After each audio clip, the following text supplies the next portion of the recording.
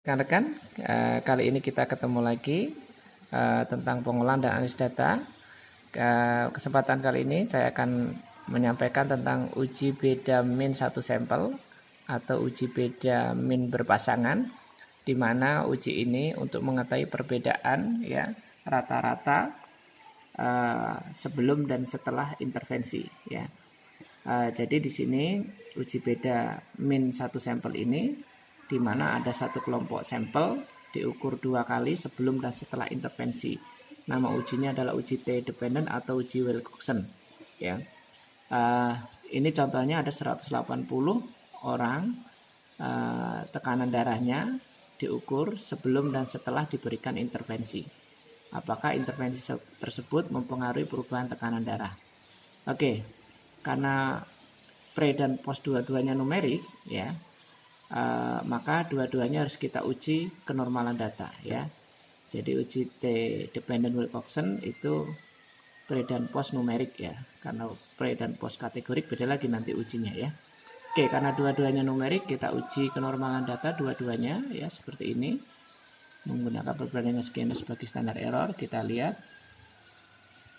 ya sistol 1 sekalian sistol 2, kita lihat kenormalan datanya ya seperti ini. Sistol 1 0,141, skenesnya standar errornya 0,181. Kalau dibagi itu kurang dari 2 maka normal. Sekarang sistol 2 kita lihat 0,219 dibagi 0,181, ini juga kalau dibagi kurang dari 2 maka normal. Karena dua-duanya normal, kita bisa uji parametrik yaitu uji T dependent ya. Cambermain Pirate sample t-test. Nah, ini dua-duanya kita pindahkan ke kanan ya. Sistol 1 dan sistol 2 seperti ini. Kalau sudah langsung oke. Nah, ini bisa dilihat di sini p value-nya yang two tail ya, sig two tail atau uji perbedaan ya. Komparatif ya. Berpasangan di sini ya. 0,001 p value-nya berarti kurang dari alpha 5%, maka ada perbedaan yang bermakna rata-rata tekanan darah sebelum dan setelah diberikan intervensi. Nah, ini pre dan post tekanan darahnya terjadi penurunan yang signifikan. Oke, itu nanti membuat laporannya di dalam penelitian, skripsi ataupun tesis. Bagaimana membuat tabelnya ada di buku saya. Oke, selanjutnya saya akan lanjutkan tentang uji non-parametriknya, yaitu uji Wilcoxon. Nah, contohnya melihat perbedaan berat badan sebelum dan setelah intervensi. Nah, karena pre dan post juga dua-duanya numerik, maka kita uji kenormalan data dua-duanya, BB1 dan BB2 ya, kita sekalian. Seperti ini. Oke. Nah, BB1 0,276 dibagi 0,181, skenes dibagi standar errornya. Ini kurang dari 2 normal BB1. Nah, sekarang BB2 0,534 dibagi 0,181, ini kurang lebih dari 2. Karena lebih dari 2 maka tidak normal. Karena distribusi datanya ada yang tidak normal, maka kita lakukan uji non parametrik yaitu uji Wilcoxon ya. Non parametrik itu related sample. Nah, ini dua-duanya pindahkan ke kanan, BB1 dan BB2 langsung oke. Nah, ini hasilnya p value-nya 0,074, berarti lebih besar dari alpha, maka kesimpulannya tidak ada perbedaan yang bermakna berat badan sebelum dan setelah intervensi. Oke, itu penyajiannya ada di buku saya, pengolahan dan analisis data kesehatan. Seperti itu kesempatan kali ini saya tutup. Terima kasih. Rekan-rekan, kali ini kita ketemu lagi tentang pengolahan dan analisis data. Kesempatan kali ini saya akan menyampaikan tentang uji beda min satu sampel atau uji beda min berpasangan, di mana uji ini untuk mengetahui perbedaan ya rata-rata sebelum dan setelah intervensi ya. Jadi di sini uji beda min satu sampel ini di mana ada satu kelompok sampel diukur 2 kali sebelum dan setelah intervensi.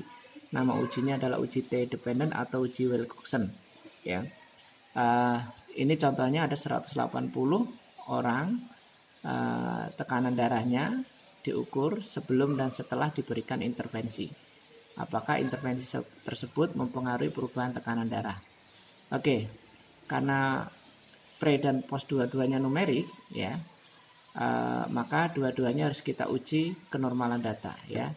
Jadi uji T dependent Wilcoxon itu pre dan post numerik ya, karena pre dan post kategorik beda lagi nanti ujinya ya. Oke, karena dua-duanya numerik, kita uji kenormalan data dua-duanya ya seperti ini. Menggunakan perbandingan skenario sebagai standar error, kita lihat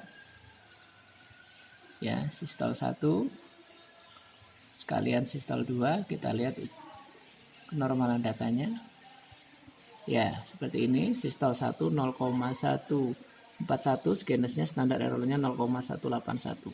Kalau dibagi itu kurang dari 2. Maka normal. Sekarang sistol 2 kita lihat 0,219 dibagi 0,181. Ini juga kalau dibagi kurang dari 2 maka normal. Karena dua-duanya normal, kita bisa uji parametrik yaitu uji T dependent ya.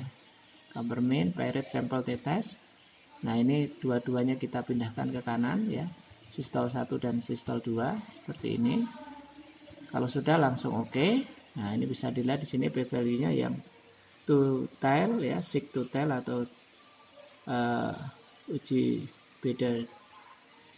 perbedaan ya, komparatif ya, berpasangan di sini ya, 0,001 p-value-nya berarti kurang dari alpha 5%, maka ada perbedaan yang bermakna rata-rata tekanan darah sebelum dan setelah diberikan intervensi. Nah, ini pre dan post tekanan darahnya terjadi penurunan yang signifikan. Oke, itu nanti membuat laporannya di dalam penelitian, skripsi ataupun tesis. Bagaimana membuat tabelnya ada di buku saya. Oke, selanjutnya saya akan lanjutkan tentang uji non-parametriknya, yaitu uji Wilcoxon. Nah, contohnya melihat perbedaan berat badan sebelum dan setelah intervensi. Nah, karena pre dan post juga dua-duanya numerik, maka kita uji kenormalan data dua-duanya. BP1 dan BP2 ya, kita sekalian seperti ini. Oke. Nah, BP1 0,276 dibagi 0,181 skenario dibagi standar errornya. Ini kurang dari 2 normal BP1. Nah, sekarang BP2 0,534 dibagi 0,181 ini kurang lebih dari 2. Karena lebih dari 2 maka tidak normal. Karena distribusi datanya ada yang tidak normal, maka kita lakukan uji non parametrik yaitu uji Wilcoxon ya. Non parametrik itu related sample. Nah, ini dua-duanya pindahkan ke kanan, BP1 dan BP2 langsung oke. Nah, ini hasilnya p-value-nya 0,074. Berarti lebih besar dari alpha, maka kesimpulannya tidak ada perbedaan yang bermakna berat badan sebelum dan setelah intervensi. Oke, itu penyajiannya ada di buku saya, pengolahan dan analisis data kesehatan. Seperti itu kesempatan kali ini saya tutup. Terima kasih.